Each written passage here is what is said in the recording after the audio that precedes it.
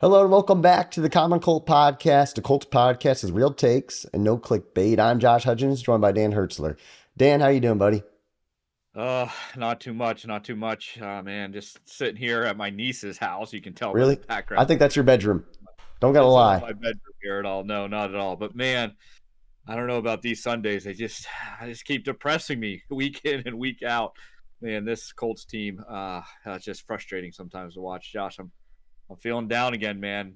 Give me a word. Is there a word to cheer me up, or should I feel down even more? No, maybe those roses behind you will cheer you up because my one word, as we give on this show, is disappointment. It was just disappointing to watch the Colts be in a close game, a game that, again, they felt like they might have been able to win, and they did not win. Really, the disappointment centered around the defense, and we're going to talk about that in a second. But tell you what, it was bad, a really bad defensive showing. What's your one word? Yeah, kind of bend the rules a little bit. Kind of as just a wet paper bag. I mean, this defense just they can't do anything to stop opposing teams. I mean, this Saints team coming in, yeah, they've got some kind of offensive power, but they haven't been really clicking very well. This has not been a good offense. This is not a team that coming in you would think, hey, they're going to put up a lot of points. Same thing last week with Cleveland. Cleveland's Yeah. offense, especially with a you know almost a practice squad quarterback, just passes all over this defense, specifically the secondary. It is just horrendous, and we kind of go back a little bit, and again, we don't want to. He did a lot of good things. Chris Ballard in the offseason, a lot of good moves that made, but not getting the cornerback, letting Gilmore go, nothing after Isaiah Rodgers, getting cut.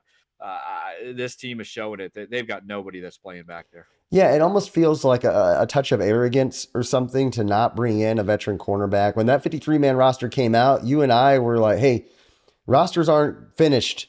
The day 53-man roster, there's guys who get cut. There's guys who, just can get traded for. And the Colts have done nothing to bring in a veteran cornerback. And it showed again today. Tony Brown, I mean, got burnt. I'm pretty sure I could have gone out there and at least played as well as he did. I mean, it was bad. The guy should not be on the field again for the Indianapolis Colts, honestly.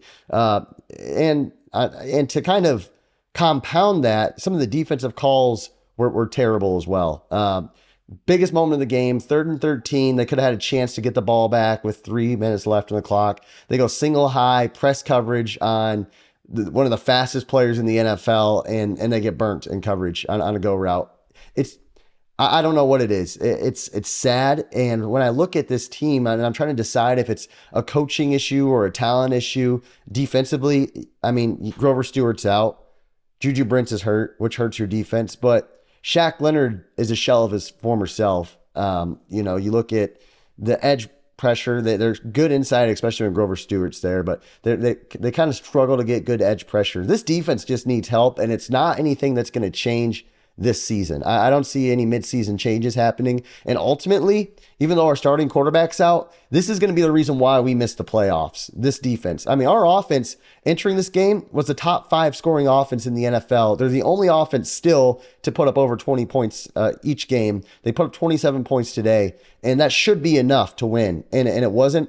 And I know Gardner Minshew is going to make his mistakes, and he's going to throw Carson Wentz-like interceptions and fumbles. But at the end of the day, he's a backup quarterback, and we're still putting up a lot of points. And the defense they just can't get the job done.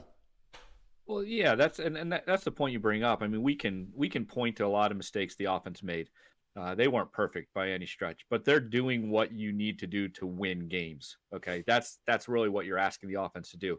The running game. I mean, Jonathan Taylor started looking, I mean, really good again. I Yeah. mean, you were going to talk about that in a second here. Maybe they went away from him too quick, and we can focus all on that. But it really falls on this defense. And we highlighted, even complimented Shane Steichen kind of making some moves early in the season, get rid of some guys. Deion Jackson, the running back. Yeah. But will they do that on the defensive end now? And will they start looking and say, hey, we can't compete with the secondary. Okay, we can't keep playing the way that we're playing. And to your point, is it coaching? Is it players? That's an age old question: is the chicken or the egg? But Yeah. I think right now it's the players. but the coaching isn't helping them. That's the way I would kind of say it. Well, to your point, and I'm high on Shane Steichen. I think first of all, he's a rookie coach. He's going to make mistakes.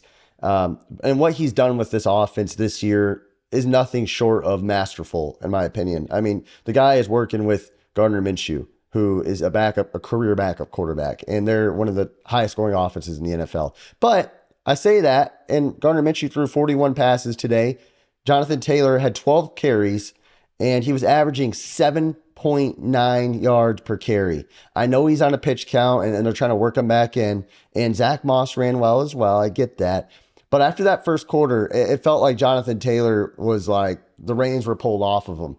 I didn't know during the game. I thought he might have been injured because he didn't get any touches. It turns out that he's not hurt, according to Shane Steichen. But to me, it's little things like that where it's only going to help a Gardner Minshew to get that run game going. And Taylor and Moss are both good enough to where you could feed them more. And you should never throw it 41 times with Gardner Minshew, with as close as that game was throughout. I think that was a failure on the Colts end.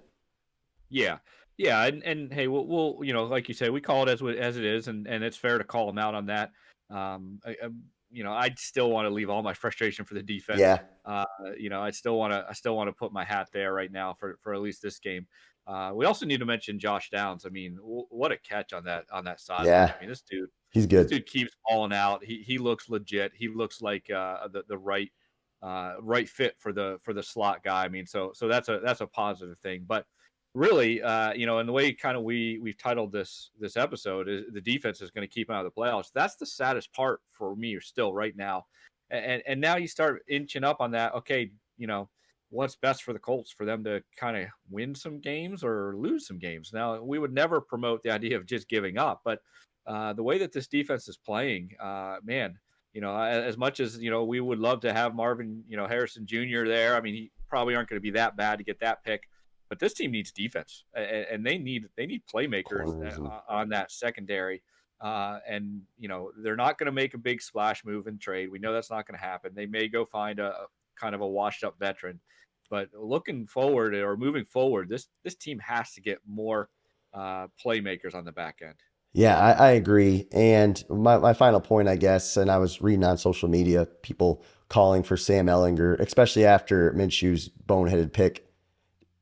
Just stop for a second. If you want to go watch Sam Ehlinger, go turn on tape from last season and see why he's our third string quarterback. I mean, Gardner Minshew, and I'm not a Minshew truther. I'm not big into the Minshew mania, but the truth is, for a backup quarterback, this is as good as it's going to get. It really is. And Gardner Minshew's limited, but you want to know who else is more limited than Gardner Minshew?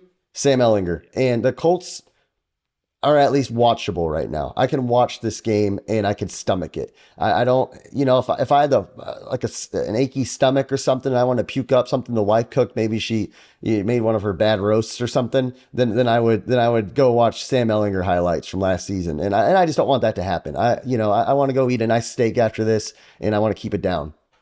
Yeah. Yeah.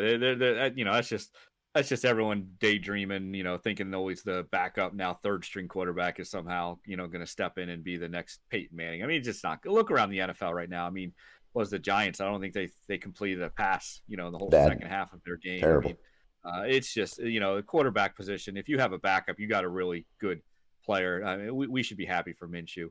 I think all the frustration's got to be right now on the fact, and hey, to your point earlier, maybe the coaches are more to blame than I'm giving them credit to. Maybe they need to change up the kind of zone coverages. Yeah, Gus Bradley especially. Maybe they need to do something because of the guys that we got back there.